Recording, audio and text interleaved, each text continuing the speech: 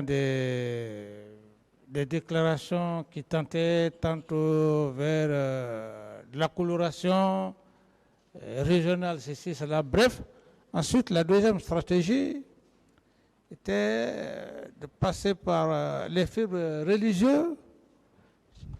D'autres questions. Voilà. Le même Toumba a déclaré avoir fait une alliance ou un pacte de fidélité avec le capitaine Moussa Dadis, Marshall et tant d'autres, et que le féticheur Foromo aurait dit que celui qui trahirait son ami recevrait une balle dans la tête. Votre réaction face à cette allégation? Ce sont des allégations, pures et simples.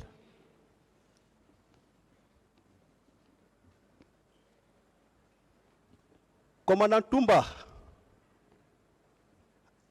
a déclaré lors de son intervention à cette barre que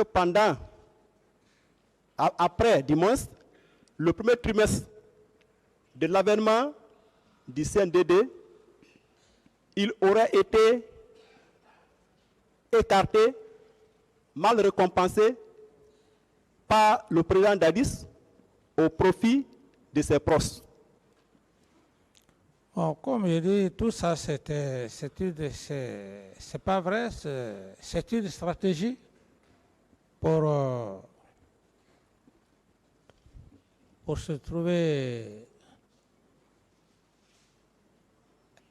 les vrais moyens de défense. C'est pas vrai. C'est lorsqu'il y a eu le massacre du 28 septembre que j'ai cessé de lui porter confiance. Sinon, tout allait très bien. Est-ce que le capitaine Moussa Dadis avait une garde parallèle au camp Al-Faya? C'est ici que j'ai appris. Je n'ai jamais eu de garde parallèle. Ça n'existe pas. Ça n'existait pas et je n'ai jamais eu. Et qui coordonnait les différentes sorties du capitaine Moussa Dadis? Mais c'est bien lui. C'est M. Toumba. Bien sûr. Merci. Est-ce que le cortège présidentiel pouvait sortir du camp Al-Faya sans la présence de votre aide de camp? D'abord, c'est lui qui allait tout organiser. C'est lui qui l'aurait organisé ce jour. Il savait les dispositifs qu'il fallait mettre en place. Mais s'il a contourné, venir jusqu'au stade, ça laisse beaucoup à réfléchir. Et avec les différents, plus de 7 barrages, sans demander personne, le premier barrage, le second, le troisième, quatrième, cinquième, septième et la sortie du camp Al-Faya, sans demander si le cortège présidentiel a passé, venir jusqu'à Madina, au lieu de prendre le chemin qui va directement au stade du 28 septembre, il va jusqu'au pont 8 novembre. D'autres questions? Est-ce qu'il arrivait à des moments où le colonel Moussa Tieboro Kamara abandonnait son dans le cortège présidentiel, ou bien prendre même la place du commandant Toumba? Le colonel Tieboro n'avait pas besoin de ça, parce que le poste qu'il assumait, j'estime qu'il n'avait pas besoin de se substituer au poste d'aide de camp. Il ne l'a jamais fait.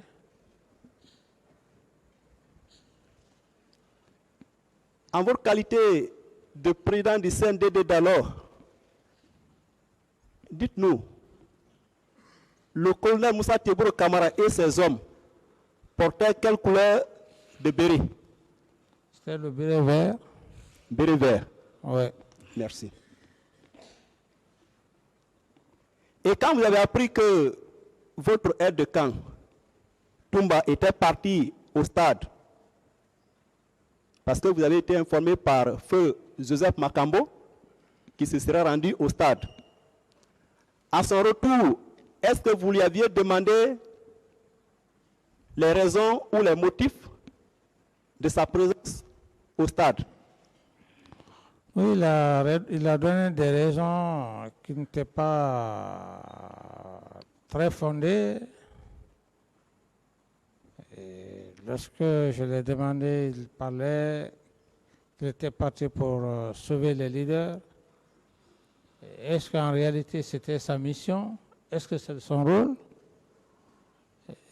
Donc c'est là où dans mon PV j'ai dit qu'il a raconté de n'importe quoi. Donc voilà, bref. Est-ce qu'il vous a informé qu'il serait parti au stade avec Foromo? Est-ce qu'il vous a dit ça? Non, bon, il est parti à mon insu. C'est ici, dans cette salle d'audience, qu'il a dit lui-même qu'il est parti sans mon autorisation et qu'il serait parti avec un certain Foromo. Okay. Relativement au recrutement de Kalia, avez-vous reçu de quota ou fait des recommandations de quelques hommes? Non. C'est eux qui l'ont reçu, comme il a si bien dit. Si j'avais reçu des quotas, il n'allait pas manquer de le dire. Connaissant tout ce qu'il a eu à dire, si j'avais reçu des quotas comme lui, il aurait dit que bon, le général Sekouba a eu des quotas, le président Dadis a eu tel quota, mais s'il ne l'a pas dit, c'est que je n'ai pas reçu de quota. Avez-vous hébergé ou fait héberger des nouvelles recrues au camp Alphaya qui seraient venues de Kalia? Non.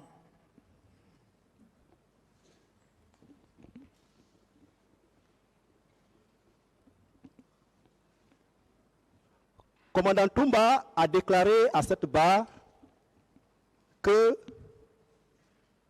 les encadreurs ou les formateurs ou instructeurs du centre de formation de Kalia étaient vos proches.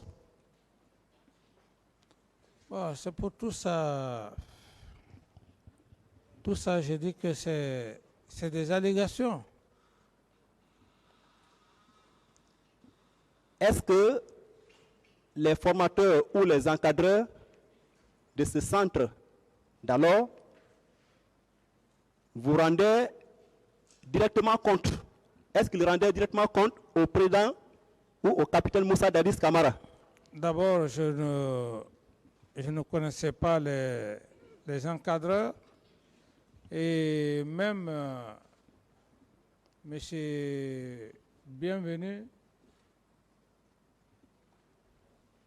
qui était un des encadreurs, c'est ici que je l'ai connu. J'entendais parler de lui. À plus forte raison que des encadreurs viennent me rendre compte. Effectivement, il a cité pas mal de personnes, telles que colonel Bienvenu Lama, Gono Sangaré, même colonel Blaise Goumou, qui est l'un de vos co-accusés, que ceci faisait partie de vos proches qui étaient à Kalia. Bon, ça, c'est quoi? C'est des accusations? C'est des allégations? En quelle année vous avez fait du colonel Blaise Goumou?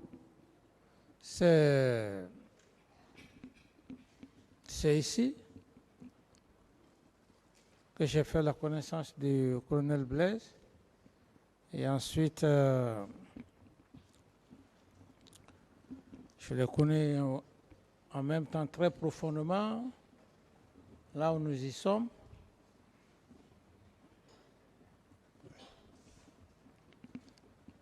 selon vous, quelle a été la réaction du commandant Toumba face à la commission d'enquête internationale? J'estime que l'attitude n'a pas été une attitude satisfaisante par rapport même à la déclaration de mettre tout de suite.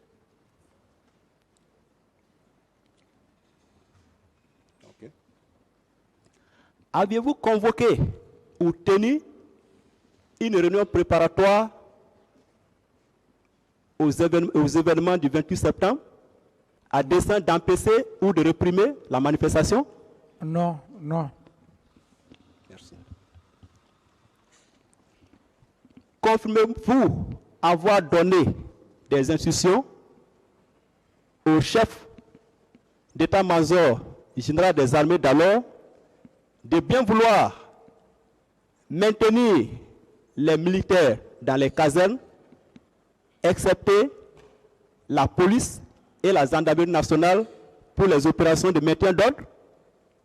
Oui, tout à fait, parce que le chef d'état-major général des armées ne peut pas se permettre de prendre une décision comme ça.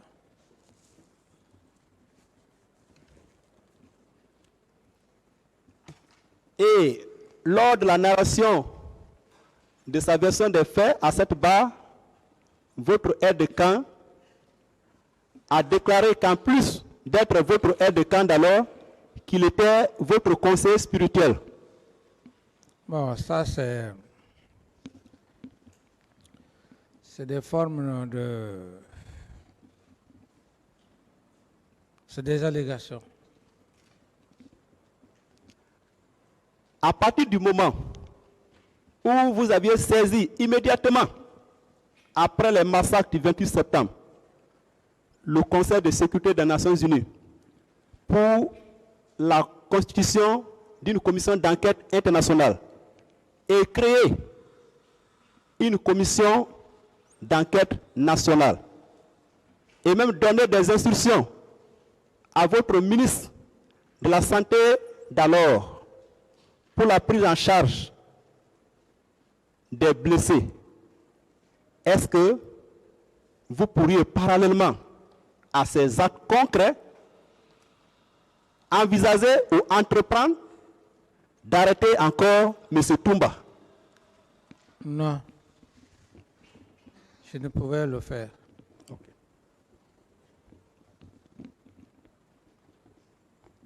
Et le fait d'avoir posé des actes, c'était pour quelle fin? C'était pourquoi? Le fait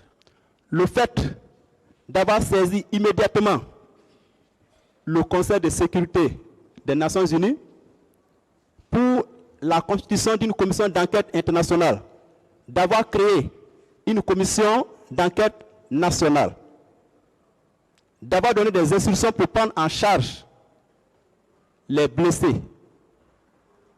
C'était pour quelle fin? Oui, c'était pour non seulement une enquête, et à partir de cette enquête, que les juridictions prennent en charge pour chercher à faire les enquêtes, les coupables, afin qu'ils soient traduits devant la justice. Merci. Est-ce que vous confirmez que le colonel Moussa Tiegoro Kamara et ses hommes, qu'en plus de leur mission ou fonction de lutte contre la drogue et le grand banditisme, étaient des gendarmes qui étaient aussi chargés de mener des opérations de maintien d'ordre? Oui, bon, je crois que ça c'est d'ordre classique, parce que tout le temps, leur sortie, même lorsqu'il y avait des manifestations dans le cadre des leaders politiques. À des moments, ils coordonnaient ces mouvements qui ne sont que des missions régaliennes de la gendarmerie et de la police. Est-ce que vous pouvez également confirmer que dans l'accomplissement de leur mission, le colonel Moussa Tieboro Kamara et ses éléments faisaient des patrouilles diurnes et nocturnes? Oui, tout à fait. Les matins et puis les nuits.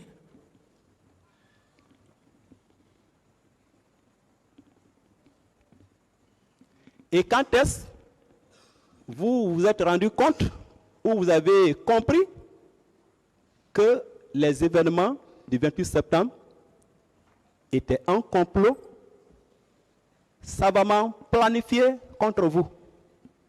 Je l'ai compris. Au premier abord, il y avait des prémices, mais là où j'ai réellement compris, c'est le départ, le voyage effectué du général Sekouba à Massanta. Ce voyage m'a donné une conviction, parce qu'on ne peut pas quitter l'abbé, rentrer fatigué, après 0 heures, et que la même personne se présente à l'aéroport, prend un aéronef pour aller à Massanta. Pendant ce temps, il y a une manifestation qui est là, qui est organisée, et le même mobile, le même objectif pour lequel il y avait cette manifestation, les leaders ne voulaient pas de candidature, c'est le même Sekouba qui va à Massanta le même jour, qui va tenir un tel discours, comme effectivement votre confrère a fait état. Alors, et à partir de là, quand il a fait ses déclarations, il a parlé des éléments de Sekouba qui n'étaient pas casernés à l'époque, qui étaient au quartier, et que lui-même, ce qui m'a convaincu, de plus, il n'est pas là, mais il affirme catégoriquement qu'il aurait vécu les événements du 28 septembre et que les éléments de Sekouba étaient en mouvement. Alors, lorsqu'on parle de mouvement, le militaire en mouvement, parce que classiquement, la commune de base, mouvement sans armes, l'ordre serré, c'est l'allure martiale. Dès lors que le militaire commence à prendre l'arme, ça veut dire à tout déplacement, à tout moment, il est avec son arme. L'arme est sa première femme. Donc c'est ce qui m'a réellement convaincu, et en toute sincérité. Okay. Est-ce que devant commandant Toumba, vous aviez tenu de tels propos? Vous dites? Est-ce que devant commandant Toumba, vous aviez dit que le pouvoir est dans la rue? Ils vont le regretter, il faut les mater. Est-ce que vous aviez tenu tels propos? C'est une forme de s'échapper. C'est des allégations, parce qu'il n'a plus d'autres motifs, puisqu'il est sorti sans ordre. Il faut dire un terme qui puisse attirer l'attention des gens pour dire, bon voilà, il a dit que le pouvoir c'est cela, comme d'ailleurs un de ses avocats était en train d'envenimer. D'autres questions? N'eût été les événements malheureux du 28 septembre 2009, oui ou non, vous auriez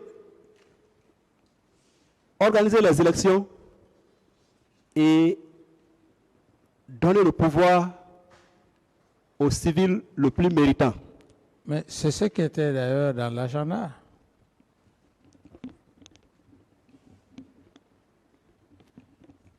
J'ai été curieusement surpris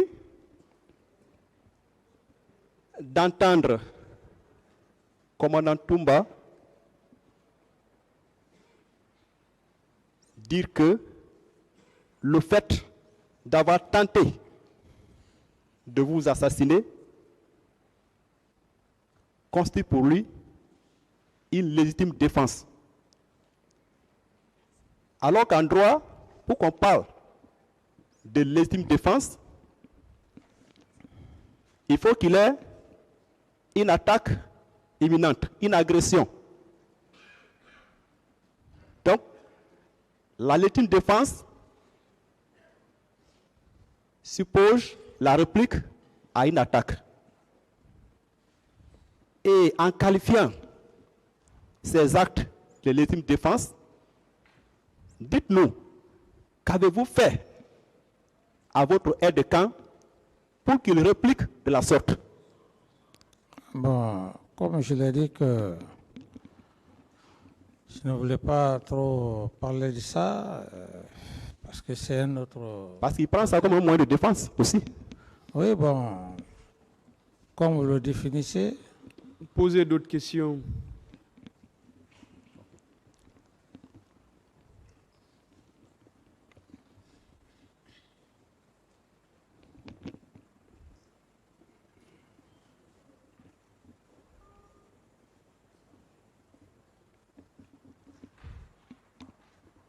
Avez-vous donné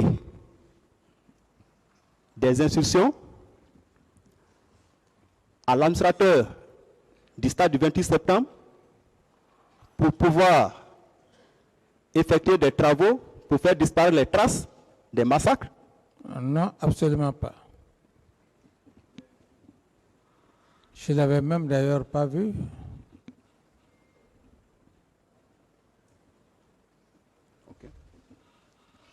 Et le fait d'être poursuivi par le ministère public pour les faits qui vous ont été notifiés, alors que le deuxième vice-président du CNDD d'alors, en l'occurrence le général Sekouba Konaté, ministre de la Défense d'alors, n'a nullement été inquiété. Quel est votre état d'âme, votre sentiment par rapport à cette situation? Laquelle situation? C'est dit, je reprends la question, le fait d'être poursuivi par le ministère public pour les faits qui vous ont été notifiés. Je comprends, Voilà. Oui, je peux répondre. Ok. Oui, ça se comprend parce que le même système qu'il a travaillé, qu'il a donné le pouvoir, c'est le même système qui était là. Sinon, dans l'ordonnance de renvoi, c'est très clair.